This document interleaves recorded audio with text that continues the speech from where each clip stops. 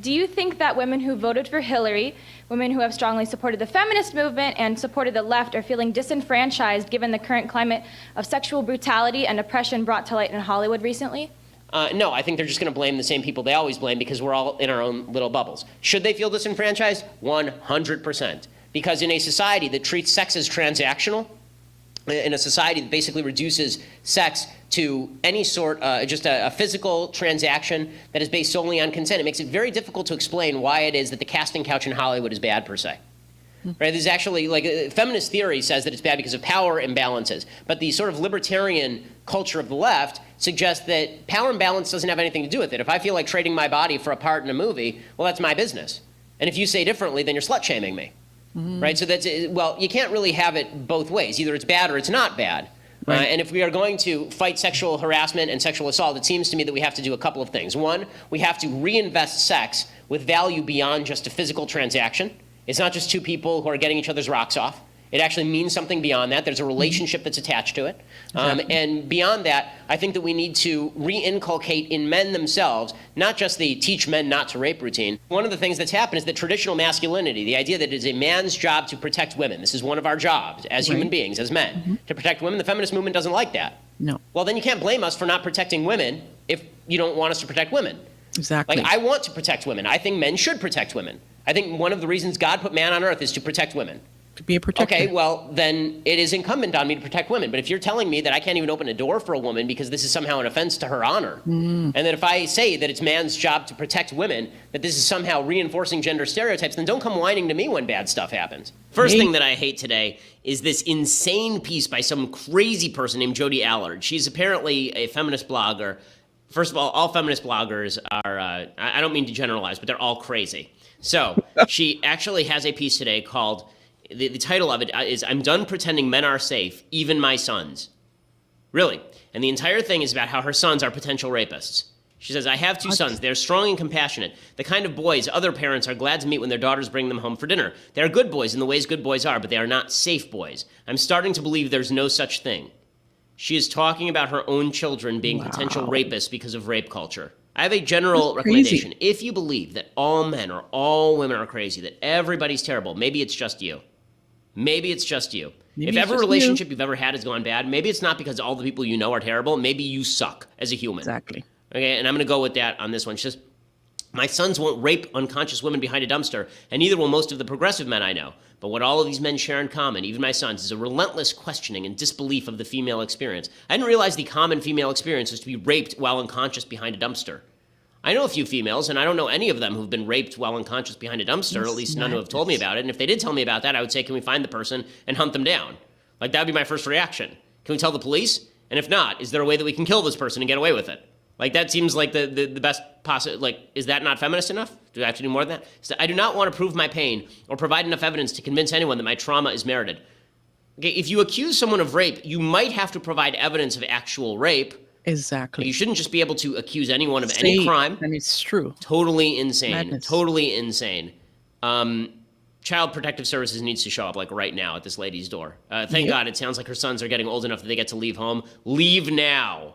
Leave now, okay? I will try to find a way to put you up in your own apartment. Seriously. So what you actually wrote is you wrote that Gorsuch, like Antonin Scalia, is a proponent of originalism, which means he believes a judge should attempt to interpret the words of the Constitution as they were understood at the time they were written. When the Constitution was written, women couldn't own property. In 1787, women didn't have the right to vote. It would be 133 years before women won that fight, a fight they fought for 72 years. Considering women had no rights when the Constitution was written and there was no mention of women in the Constitution, originalism is sexist. So let me ask you first to expand on that. Is it the Constitution that's sexist or originalism that's sexist, or both? It seems that when it comes to women's rights, originalist perspective tends to side on the air of always looking backward and not looking at current day. Because if you're looking, if I wrote a piece of legislation 10 years ago and I said to you, okay, you and I write a piece of legislation today, right? And we use the language of today. We mean something by that language. In this conversation, somebody will read this 100 years from now, and we will have meant what we're saying to each other. We understand what we're saying. If somebody wants to read what we're talking about today, and then it turns out that all the words that we're using now mean the reverse because things have changed, Did our conversation mean the reverse of what it meant, or does it mean what we're talking about right now? Words have meaning at the time they are said. Exactly. And to try and read new meanings into old words just because, quote unquote, times have changed, you can end up with some really bizarre results. I mean, and the problem here is that, you know, you may not like what Neil Gorsuch is trying to do, but at least it's a rule of interpretation.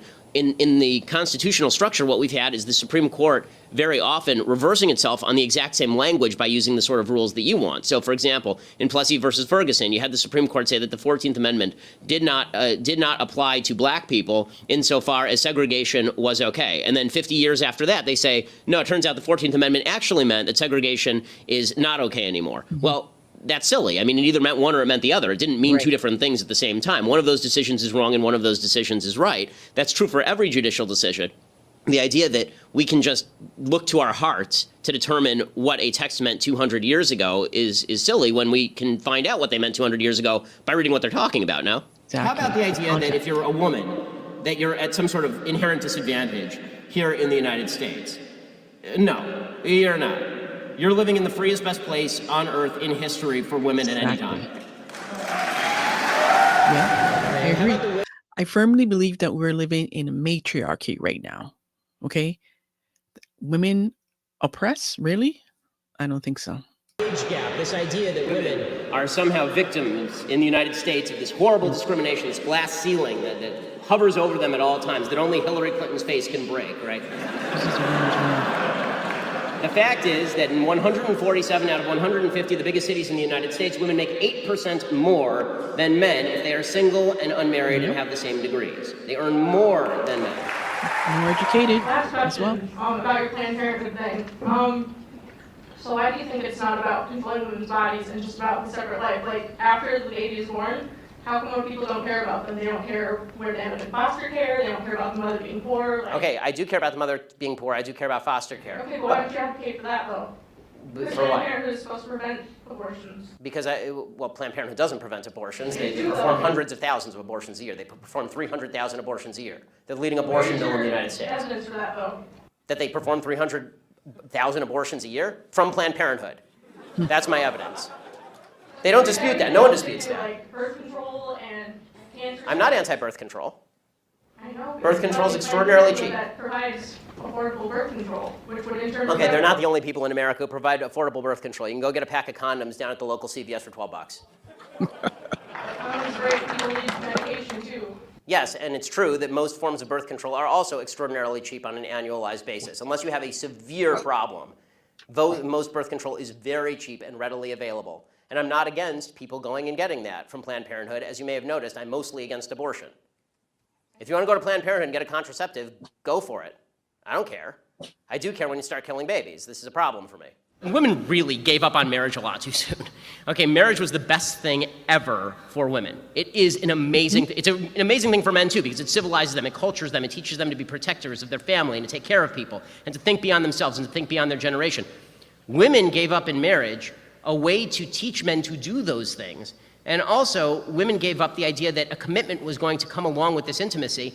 And let's be real about this. I mean, every scientific study ever done has shown that women actually do have better sex in the context of committed relationships. Exactly. All of the crap that you see in Cosmo magazine about sleeping with 100 guys and being sexually happy is just garbage. It is just sheer unadulterated garbage.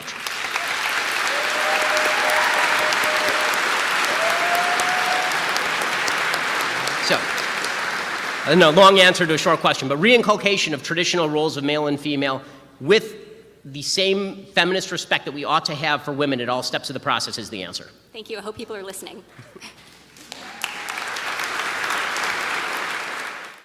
If you prefer facts over feelings, aren't offended by the So true. I mean, Ben Shapiro just dropped the gems all along the way. And what he said is true. You know, marriage is a good thing for women. I mean, I've been married. I know what it's been like. I mean, there's ups and downs in all relationships. But marriage, the constitution of marriage was created to primarily protect women and children. What are your thoughts? What do you think about Ben's gems, rebuttals to these various feminists along the way, captured here in this video. Let me know your thoughts. And as always, I look forward to seeing you soon. Look forward to hearing from you. Until then, next time, take care. Bye for now.